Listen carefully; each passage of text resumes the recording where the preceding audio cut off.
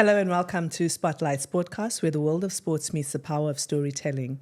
I have a very interesting guest today. Her name is Dawn Venturas. And Dawn's lived in 3 different continents, actually, and with quite an amazing sports journey. I can't wait to speak to her about our African swimmers that have made world headlines. But Dawn, thank you. Yes, lovely to be here. Thank you for having me. Dawn, where did it all start? How did it all start for you in sports? That's a really interesting story. So you hit the nail on the head with the African connection. 1980, Zimbabwe had just gained independence. Newly independent African country sent a women's field hockey team to the Moscow 1980 Olympics. These women didn't even have a proper airplane to travel on. They went on a meat freighter to Moscow to play on AstroTurf, a surface they'd never played on before, without the correct shoes. These women, housewives, secretaries, girlfriends, and schoolgirls, came back with an Olympic gold medal. The story starts there. I then grew up as a young girl with hockey as my number one sport, most popular sport, as you can imagine, in this new country. And my pathway through excellence was directly through hockey. My first coach was an Olympic gold medalist. We also played other sports at school. So hockey is a winter game. Swimming and tennis are summer sports. Yeah. And in our school system, we're encouraged to play sport across the year. So whether it's an individual sport like tennis or a team sport like hockey or ball sports like football or cricket, everything was encouraged. And then if you had an aptitude, the system was very well set up to transfer athletes into clubs and then onto the national scene. So under 18 and under 21, field hockey for Zimbabwe. That's sort of where the story starts. At the same time, swimming competitively at school and in the club system. And from there, you moved on? Yes, so transferring to finish school and go to college and university in the UK. My mom is Scottish, so it was a natural option to head across to Scotland to finish high school. And then as I transitioned, I was playing field hockey for Team Greece. I was able to qualify because my dad has Greek heritage. So in early 2000, I went for trials, and they were looking to set up a team ahead of the Athens 04 Olympic Games. It meant that I was a student athlete for the next 4 years, and I completed my studies at the same time as playing hockey in Cardiff at the University of Wales, which is now Cardiff Metropolitan. From university, I went across to London, and I spent 3 years there utilizing my sports coaching degree, working in the private health club environment, networking, and just having a jolly good time in London, really, as we all do in our 20s, before deciding that there was another place to have a jolly good time, and that was Dubai. So in early 2009, packed up my 2 suitcases, as everyone who moves to Dubai does at that stage, and jumped into a very young, thriving and vibrant city that had a lot of potential in my mind. 1/3 of it, I believe, was complete at that point, but the rest of it was a construction zone. 1/3 of the world's cranes were actually in Dubai, building what we see today, which is the city of the future. Yeah. So for my own personal growth journey, and the sports coaching company that I founded with a very good friend from university, this was the ideal place to set up a sports coaching company for women, by women, and try to crack the market. We successfully did that and became the largest residential sports coaching company in the Middle East. Wow. And then about 18 months ago, I sold out to my partner and decided to take a wonderful opportunity, a challenge, in Saudi Arabia with Aramco Sports Development and their acquisition of a football club. We set up a women's program there successfully before earlier last year in, I believe it was April, May time, taking a position with the Saudi Paralympic Swimming Federation. And Wow. last year we went to 2 World Series events and made history by bringing home Saudi's first ever medals on the world stage for Paralympic swimming. That's amazing. That really is amazing, you know. I love the Olympics, don't get me wrong, but for me, the Paralympics are always special because it reminds you of how much you have as an able-bodied, minded person compared to somebody else who has to go through so many more challenges than you have to get to that gold medal. Yeah. The athletes that you see at the Paralympics, and they're all classified differently. There's all a variety of different limbs that are there and aren't there. And you just wonder, you know, how does somebody with no arms even get dressed in the morning? How do they drive themselves to practice? How does someone with no legs get about in a competition? You know, does that mean that they need somebody else? Do they have any extra special? For example, when in one of the competitions I went to, I was fascinated with the blind athletes. Yes. And I said, they're in a swimming pool. They're swimming towards the wall. How do they know when to stop? Yeah. And so what they have is this wonderful long pole with a big ball on the end of it. And the ball needs to get assessed to make sure it's the right kind of ball. Yeah. And they bop them on the head a few meters before the wall. And that's how they know when to either stop or turn. And it's something that you would never even think about if you were an able-bodied athlete. No, you wouldn't. Because, I mean, I've got eyes. I need to just get to that wall and turn, and that's it. Yeah. It's incredible. They overcome so many daily challenges, never mind then competing at sports at an elite level. It's incredible. No, look, it definitely is. But I want to take you back a little. I want to take you back to Zim and understanding how there was a structure that you could obviously thrive in and develop as an athlete. Do you think that structure still exists at the moment? Yeah, what happened so it's largely the school structure.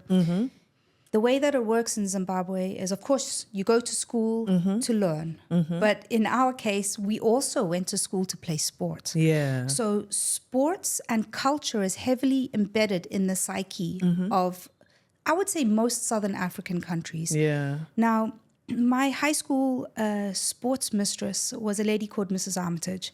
And Mrs. Armitage had a key eye for talented swimmers. So it really comes down to the people running the system. And yes, those people do exist. We've got many examples of excellent Zimbabweans who've thrived out of Zimbabwe now in the world of international sport. But the way that it worked is you would keep a keen eye on any talented athletes coming up from junior school and identify them as well as their academic credentials as to potential candidates for senior school. And these sports masters and sports mistresses played an integral part in informing the school culture, informing the way that the sport was then carried on and passed down from generation to generation. And there's a lot of history and pedigree, like I mentioned right at the beginning, whereby my first coach was an Olympic gold medalist. So at 6 years old, you go to the hockey pitch and you can feel the weight of an Olympic gold medal. You can see it. How can you tell me that's not inspiring? Definitely. So that doesn't change from generation to generation. Now that gold medalist is maybe a grandmother. Yeah. And her granddaughter is now passing on that story and that legacy. So it's very important that when you have people that are passionate about the sport, that you maintain and you breed that back into the system. So I think that there are still very many people that might have left and will come back, but the stories carry on. They become myths and miracles. So yeah, we are all inspired by that as youngsters to thrive and to grow and to excel as much as we can. Yeah, look, I think there's no greater motivation for an athlete to have to or have the ability to hold a gold medal, an Olympic gold medal in their hand, because that's the ultimate dream. Yeah, that's it. That's the pinnacle. And when you see it, you can visualize it. And if you can dream it and you can believe in it, that gives you a sort of energy to achieve it. Definitely, definitely. I want to speak about Kirsty. Yes. I mean, she's Zimbabwe's golden girl. Yeah. She's our golden girl. When I think of female African swimmers, it's her, it's Penny Haynes, it's Natalie Dutoit, that you look at and you're like, they really set the stage for African swimmers, especially female swimmers. But she's also gone on to, become the Minister of Sport. And I think at the moment she is contesting, right? Yes, she's contesting for the IOC president. She's the only woman in the race. She's the only woman in the race. Yeah, she is actually. She's inspiring. She's a schoolmate of mine, a very good friend, a colleague over the years while she was training for these Olympic Games. Now, bear in mind, 5 Olympic Games coming out of Africa, even going to 1 Olympic Games is such a huge achievement. It's massive. Not only is she an inspiration for swimmers, but for all athletes in Africa. She is the most decorated African Olympic athlete in history. Yeah. And what she stands for, one, she's breaking those barriers. Yes, she's a government minister and well-deserved, but her role with the IOC, being on the Athletes Commission, so representing all athletes in the Olympics, and now in the race to become IOC president, she's a role model for women in sports and in leadership that we've never seen before. No, look, definitely. A lot of the times, it doesn't mean that because I was a good athlete, I'm going to be a good administrator, or if I was a good athlete, I'm going to be a good coach. But she's defied so much. Yeah. Yes, there are other females who've you look at table tennis and you have Petra, who's played table tennis, and she's now I think she's the vice president of Table Tennis International. But you look at her and it's always special coming from a third world country, I guess, if you put it that way, because it shows how much you have to offer because you face so many different challenges. Yeah, absolutely. And the commitment to a sport like swimming, it's based on the clock. So in other sports, you may have some sort of element of luck, a lucky strike from the ball, or your opponent may fail to get the shot back to you. But in swimming, those numbers don't lie. No. You've got to have put in the hours in the pool daily, twice daily, in the gym, to be able to break world records like she did, to be able to be a gold medalist, multi-Olympic medalist. So yes, what she did, I believe most of all, is galvanize a nation about 20 years after our Golden Girls. So our Golden Girls went to the Olympics in 1980. Now, bear in mind, the theme here is women. So we have these wonderful women that brought back a gold medal and inspired a nation. 20 years later, we have this young girl, Kirsty Coventry, who goes to her first Olympic Games. She doesn't medal in those games, but she goes to 5 consecutive Olympic Games, medaling, believe the most in Athens in 2004. And she inspired so many people across the board, not just for swimming, but in sport in general. She really showcased and put Zimbabwe on the map. Yeah. She also showcased what we could produce from such a country despite the odds. Yeah. So that in itself is such a wonderful story. And those numbers on the clock, they don't lie. No, they don't. It's facts. Yeah. No, they definitely don't. Yeah. And then you move from Zimbabwe to the UK. How was that transition for you? Apart from not having any winter clothes, because sub-Saharan African winters are not exactly the same as Scottish winters. However, I had a cunning plan. I did play field hockey, and my position was the goalkeeper. So luckily for me, I could put on many layers of clothing and a helmet. So I managed to navigate the weather by being very strategic in the position that I was playing. I enjoyed it. Listen, it was being able to have the opportunity to go to my motherland, the place that my mother was born, and learn some of their heritage, absorb the culture, the traditions. And of course, the British education is second to none. Being able to be in the UK and then on to Cardiff to do my university was really such a privilege to be able to step into that world and be educated in those formative years. And I'm grateful, obviously, to my parents for those links. And they've stood me in very good stead. Coming now into the Middle East, that degree is something I lean on every single day as a sports coach. And it's a pedigree. It's excellent. Yeah. No, look, I think definitely a culture shock when it comes to climate and a lot of other things, but you thrive. Yes. Yeah, you have to culturally assimilate, and it's sink or swim. Sink or swim, yeah. I'm not going to lie to you. At some point, the weather did get on my nerves, and I started to look further afield for warmer climates, which is why I found myself in Dubai. No, there's nothing like a warm winter. Hey? Absolutely. Listen, nothing. For me, January, February, December, that's those are summer months. Those are not winter months. Yeah. Growing up in Southern Africa, those are summer months. And what is this? Why am I feeling like this? What's happening? Yeah. So true. And moving into Dubai and starting the agency or the company, the coaching company. How was that for you, female coming into a very much male-dominated space and being able to stamp your mark and growing that organization? I'll give you a great example. We were just starting off and looking for facilities to hire, as were many of the other sports coaching companies in Dubai. And we had a meeting set up with one of the schools in Dubai, and the recreation facility manager came to meet us. It was myself and my business partner, another lady. And as we passed over the business card, he took one look at the card, one look at us, and he just dropped it on the floor in front of us. And I can't tell you how my stomach fell out of my body in that moment, because it was so demoralizing. It was so insulting. Yet, and we didn't get the facility. Later on, we applied to get another one, and they looked at us and they wanted to price us out the market, so they charged us double the rate.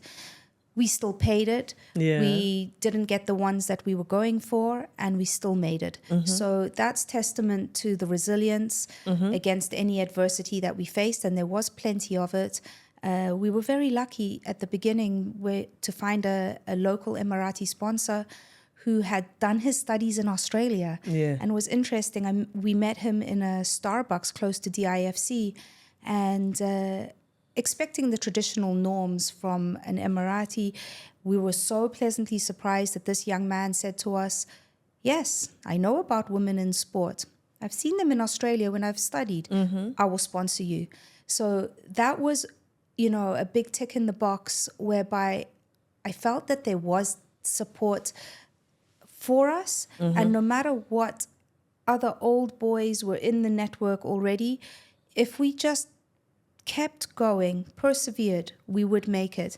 And eventually the company grew to the largest female sports coaching company in the whole Middle East. 20 coaches on board, and I'm very, very proud of all the girls. We had a couple of guys on the team too, who on the daily were out with their clients, working at their facilities. And our biggest contract was with the British club in Abu Dhabi, who did a 15-year program with us. And we saw many, many young girls and boys of all nationalities pass through our coaches' hands and go on to represent their country at nationals. And it's really like a wonderful experience to grow with the country over these incredible growth years, and be able to be part of the Dubai story. So as much as I'm a part of the Dubai story, Dubai is definitely part of my story too. It's a huge and significant part. That, when I have conversations with women in the industry, and you listen to all the different stories and the resistance and everything that you go through, I'm always taken back to the fact that it doesn't matter what environment you come from or where you come from, but there's always some sort of struggle Yeah. when it comes to women in sport. Yeah. So I feel that this really resonated with the team that I've been coaching recently with the Paralympics. Yeah. And they are disadvantaged in many respects, sometimes disrespected. And in many instances, the correlation between coming up as a woman and coming up as somebody with a disability, we resonated with each other on that respect, and there's a mutual appreciation and understanding for the struggle that you might not be visible to the naked eye, but it's definitely there. The prejudice is definitely there. Oh, look, this person, of course they're not going to be able to do that. But actually the skill, the drive and the determination that someone has had to come to overcome whatever their perceived inability to do something is so much greater than whatever the inability is. So it's really, to me, being a woman or to be someone who has a disability, that doesn't stop us. No, it shouldn't. Yeah. It really shouldn't. It's actually, we've got a point to prove. It's a motivating factor. Look, it definitely is. And I think over the years, whether you look at Africa, you look at Europe, you look at North and South America, or you look at Asia, Middle East, there's been a lot of changes, and some of them might not be at a pace that we'd like, but there's progression. Yes. It's interesting now. When I was growing up, of course I had heard, and I'm in sports, I'd heard of the Olympics. Yeah. But I couldn't tell you that I'd ever watched the Paralympics. It wasn't even shown on TV. It's really only in the last maybe decade that I've started.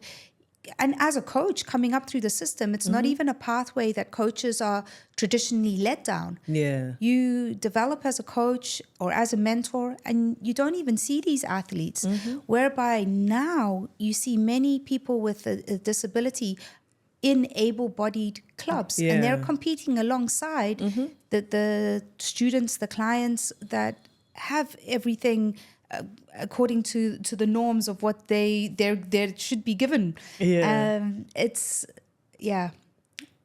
are living in a fast evolving, changing world, and I think that Dubai is one of these places that has adapted and evolved so fast. Very well, that if you have come through the Dubai system, you are just used to change, and you become better every single day. It's a city that inspires you to be as great as you can, but it's always pushing you for more, to become better, faster pace. Yeah.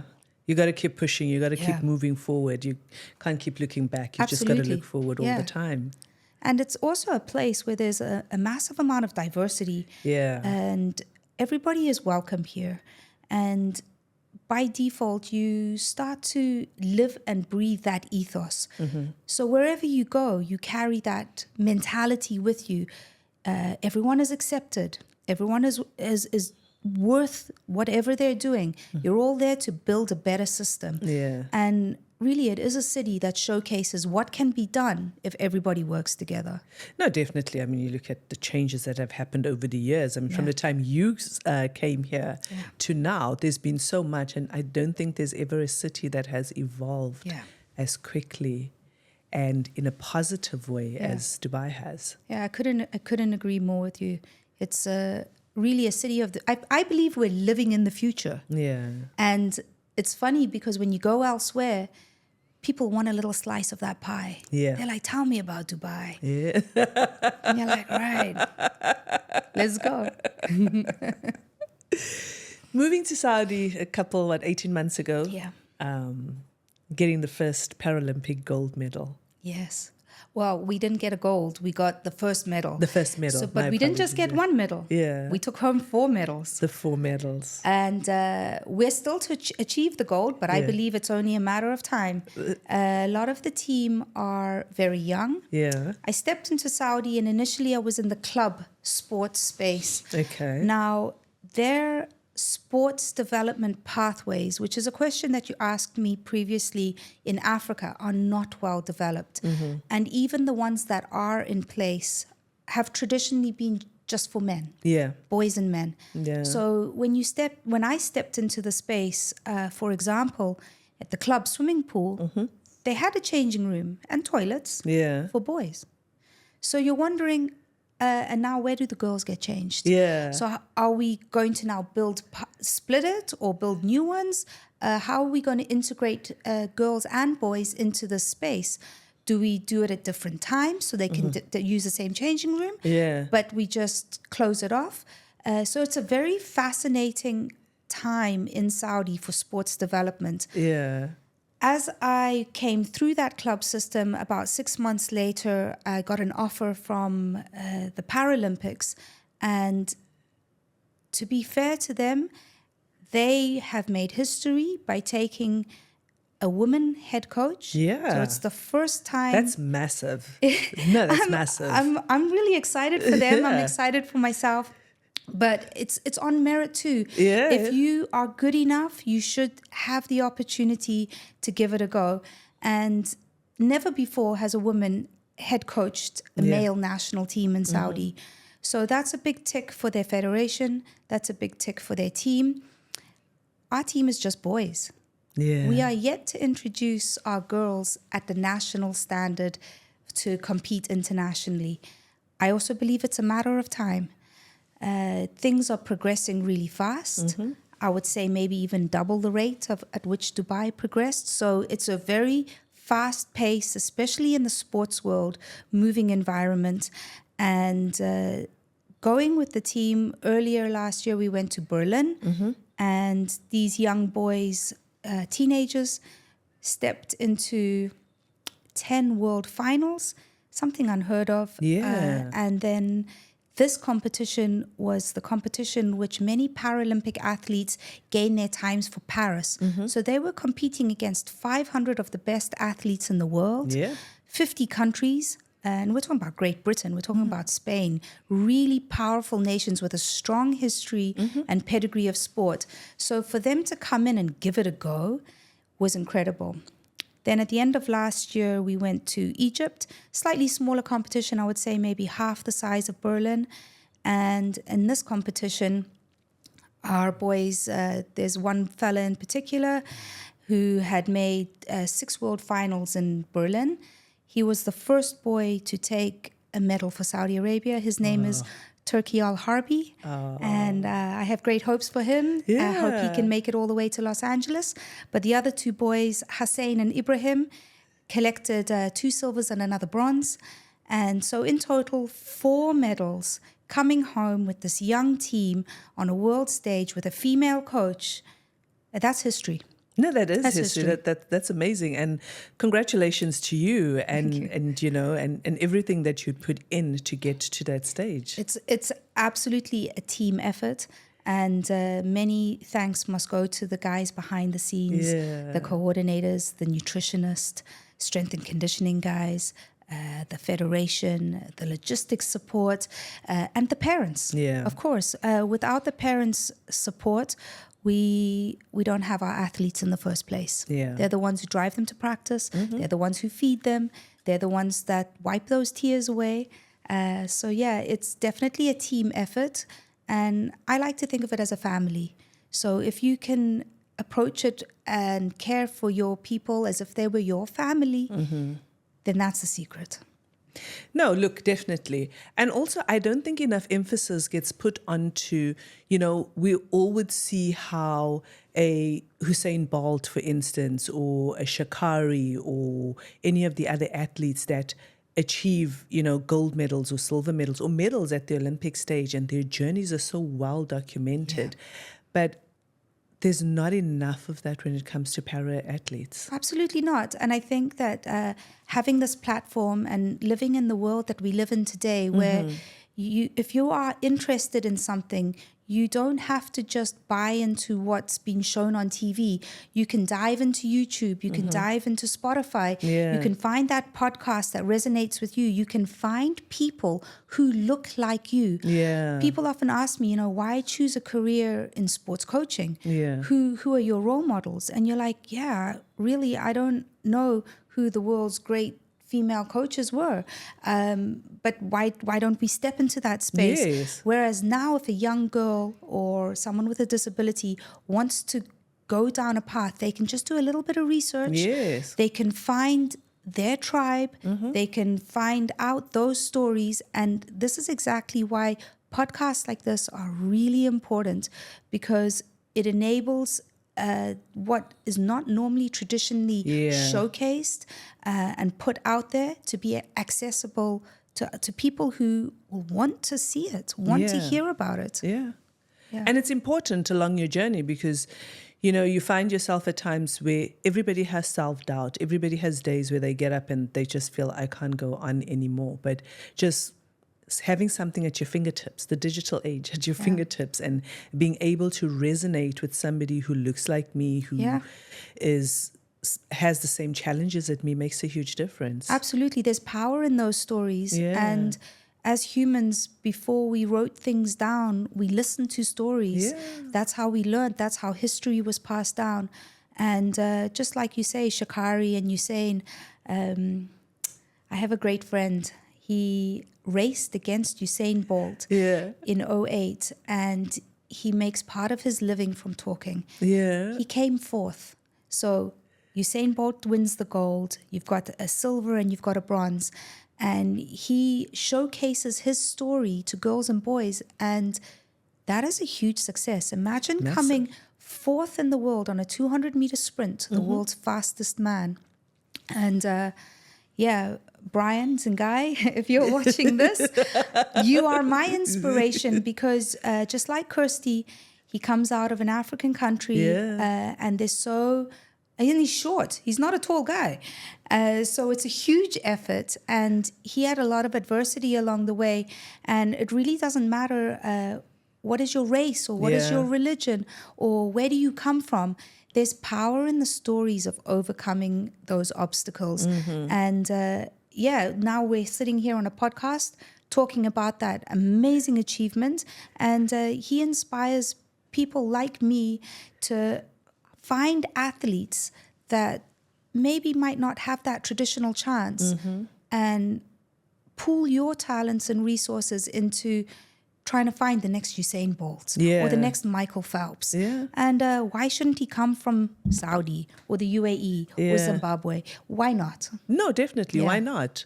They are capable, they're able to do it, and why not? Yeah, we saw, let's say, Tebogo this year from Botswana. From Botswana, What a guy. And I mean, he did not have the same media presence as Noah Lyles. Nope. No, he didn't. And we also saw how Noah Lyles came out on that race, but our guy took care of business. Yep. And being quietly confident, just getting on and doing your job, you let that clock speak for you. Yeah. And nobody can take it away. No, absolutely not. Nobody's going to take that medal away from him, you know. And it was very emotional also for him. Massively. And I feel that coming out of that system, you don't expect it, yet you see that flag in the race and you want to root for the underdog. Yeah. He knows he's not the underdog. He's got everything to prove. And it's just that feeling that you get from sport when you overcome it and you achieve that milestone. It's so powerful. It is. It's massively powerful because there's nothing like it. There's nothing like it. It galvanizes a nation. It inspires millions because, some guy who's privileged, who's got all his body parts, who's got plenty of cash, who's got a wonderful system behind him, just churning out athletes. Yes, it's an achievement if he gets a gold medal, but look at how much help he's had along the way. Yeah. That's where the challenging part comes in. It's like, what have you faced to build you? Yeah. And look, there's nothing wrong with you coming from an environment where everything is found for you. There's absolutely nothing wrong with that. But I think for me, I tend to gravitate towards somebody who had to work twice as hard. Yeah. That work ethic. Yeah, that work ethic. Because at the end of the day, that's what defines you. Absolutely. And that's the difference between you winning that gold or winning that medal and not. There's definitely there's power in the pain and in the struggle when you have to dig deep because, I did a session with my boys, a sports psychology session called Privilege. And if you feel pressure, then that's a privilege.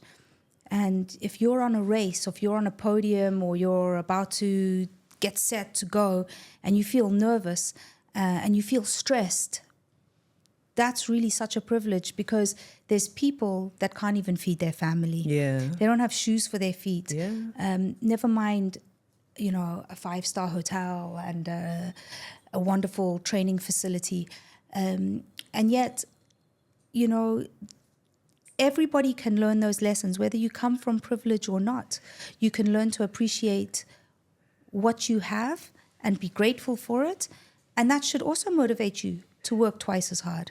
No, look, definitely. I mean, you're speaking about that, about 5-star hotel and I don't know why, but I just went back to the Olympics with Team USA basketball and South Sudan, and and Yes. Team USA was like, we're not staying in that village, and we're going to go and get our own 5-star accommodation.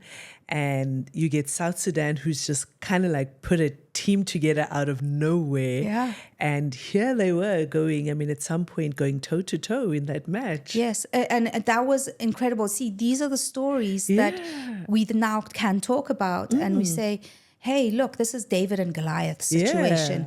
Yet, where are these guys drawing from? Where are they, how do they have the capacity to compete at this level? And they're just so internally grateful for that opportunity. Yeah. It's not a given. Yeah. No, it's definitely not a given, but I think you forget at times. You forget the little lessons that we learn and we take from all these moments. Yeah, I think that educating our girls and our boys, our next generation, like you say, everything is accessible now. You want to order something, you can order it online. I remember when I was a kid, I desperately wanted a pair of Nikes. Which kid doesn't want a pair of Nikes? I still want Nikes. And I said to my parents, for Christmas, could I have a pair of Nikes? Yeah. And they were like, but do you do athletics? I said, yeah, I do high jump. They said, no, you do high jump in bare feet. You don't need shoes. They just weigh you down. And so I didn't get a pair of Nikes, but did get a new tennis racket for Christmas, so I can't complain. Yeah. But I desperately wanted a pair of Nikes. And the harsh reality of it was that they were not available in Africa. Nike had not come to Africa in the 90s. Yeah. If you wanted a pair of Nikes, one of your parents or somebody had to bring them in from South Africa or from Europe. And nobody in my family was traveling to those places at that moment. And I had to wait, I think, until I was about 15 before I got my first pair of Nikes. And boy, did I look after them. Yeah. I think I had them for about 5 years. Because, this is something I treasured and I waited for and I wanted. They told me I had to wait for my foot to stop growing before I could get a pair of Nikes.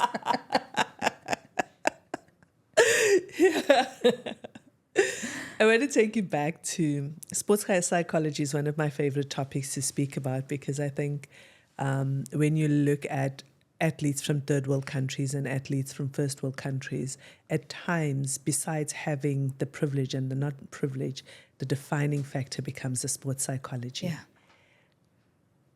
How important is it? I remember I had a conversation with one of the South African gymnasts, Caitlin, and she said to me, they introduced, because she's been, I think, 4 or 5, so when she was started gymnastics, and they were introduced to sports psychology from that age already. Yeah. But you look at other athletes, and it's only when they get 18, 19 that they get introduced. Yeah. How important is sports psychology in developing your psyche, your resilience, and everything else from a young age? Yeah, I think it's massively important.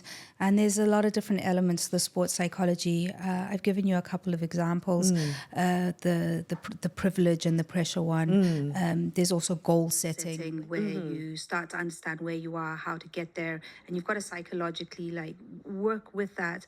One of my favorite aspects of sports psychology is the visualization. Yeah. So visualization can start from a very young age.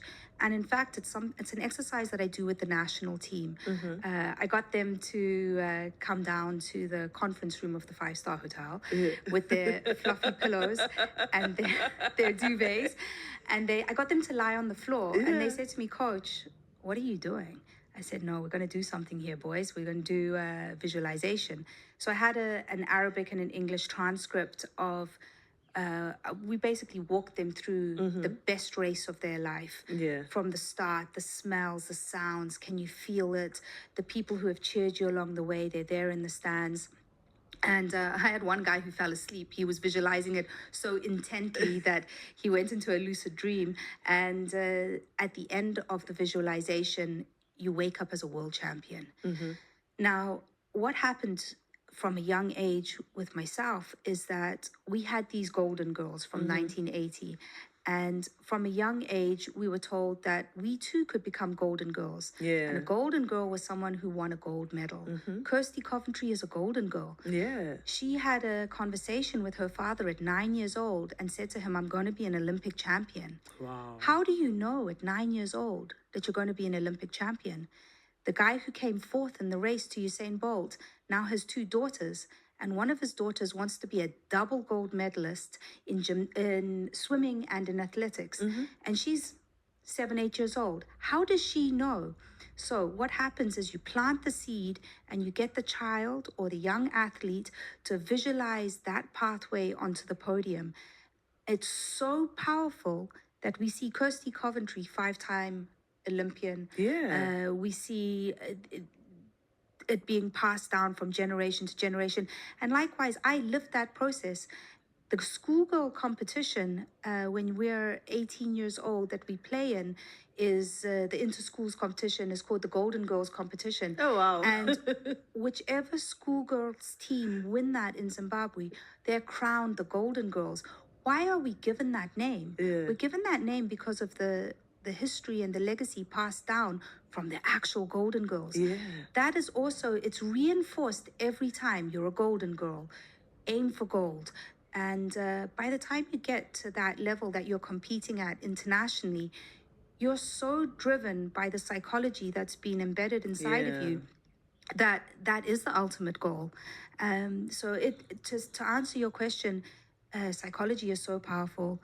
The art of visualization is incredible. And you can start it from in a young child. You can start planting those seeds in a youth athlete. And at the end of the day, when you have a guy like Michael Phelps, he has made it quite public that in one of his races, he had visualized water getting into his goggles and not being able to see and swimming the race blind or swimming the race with the water inside the goggles and still winning the gold medal. And it actually happened to him. His goggles fell down in one of the races and he still won a gold medal because he had visualized it. Yes. He didn't sit there and go, my goggles are gone, what do I do now? Yeah, it was business as usual. I got to finish this race and that's it. The power of your mind to overcome, whether it's adversity or any of the little challenges along the way, you have to keep remembering that there's a big picture at the end of it. And it's just a little roadblock that you get to if you have a challenge, and your capacity to overcome that is always going to be greater than the challenge itself. And if you've visualized it, you'll find a way around that roadblock. Look, definitely. And I think also, one of the conversations I had with her as well was, where she's so grounded in that gymnastics, there's a lot of injuries and stuff like that. Like in any sports, you do have injuries. But she's so grounded in a way that this is reality, this happens. It's not the end of me. I got to get up after this and I've got to continue and be the best that I can. And a lot of times after injury, athletes doubt themselves. Athletes feel like, whereas if they have that psychological support, it would make such a huge difference for them. Yeah, there's a famous poet called Maya Angelou, and she has a saying that says, "You fall down 7 and you rise 8." And these are lessons not just for sport but for life. You might not get that job, or you might not get into college. Then what? Do you just stop? Does your life stop? Of course not. And as an athlete, you've trained for 10 years or 20 years. Do you just stop being an athlete tomorrow because you come last in that race? Or you go back to the drawing board and you learn your lesson and you carry on? And I think that when you fail, or the perceived failure, because coming fourth in the Olympic Games is not a failure. No. That's a massive success. One of the other elements of the psychology that I taught the team is that, and the word fail, F-A-I-L, is first attempt at learning. You just have to learn from that lesson from failure, keep moving forward, keep trying. And if you give it your best shot, that's always going to be good enough.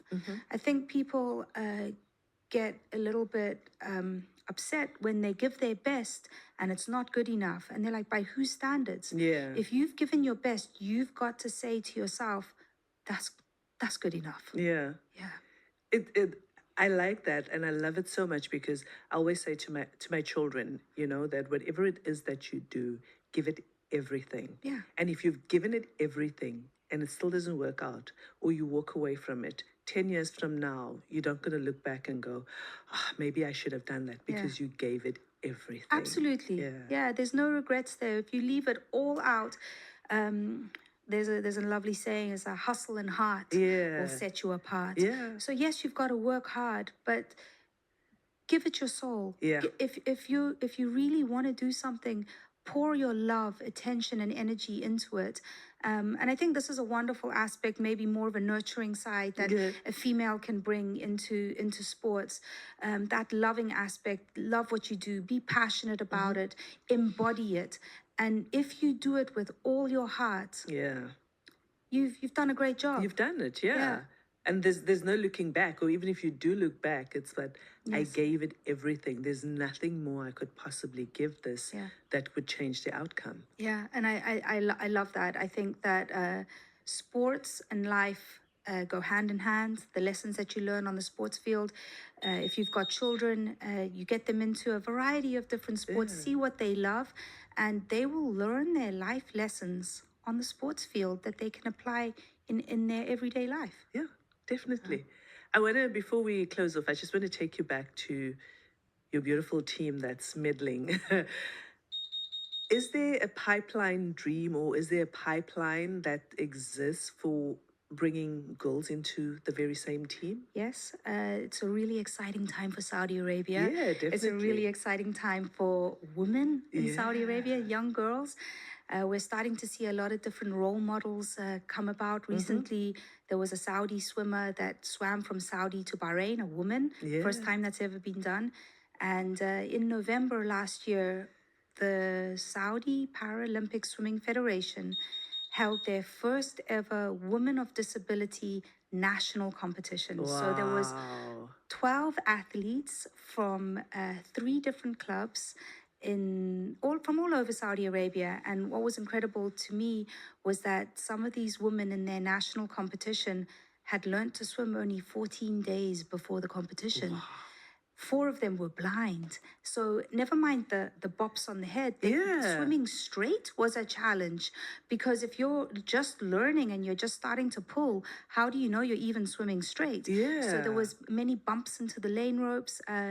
They were due to swim in the 50-meter pool, but they did their competition in the 25-meter pool for safety concerns. And it has to start somewhere. So that is a huge marker to open up sport for one of the most disenfranchised parts of the members of the community.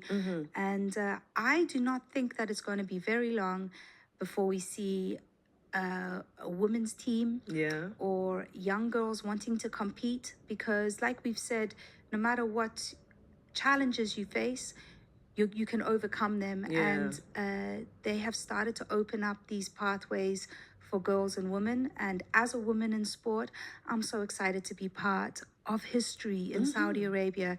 It's never been a greater time for sports development, and it's never been a greater time for women. No, look, definitely never been. You look at the football league that has been established, the professional football league at that has been established, the basketball league that has been established.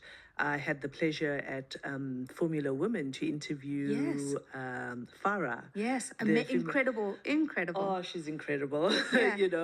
Female racer and, motorsport, and so many other different aspects of sport. And the inclusion is what's amazing about it, is that we're moving forward, but we're moving forward with inclusivity. Yeah, I think that with Saudi Arabia, they have this vision 2030. Yeah. And one of the pillars of the vision is a quality of life for everybody. And so everybody is valuable in society, not just half of society, everybody.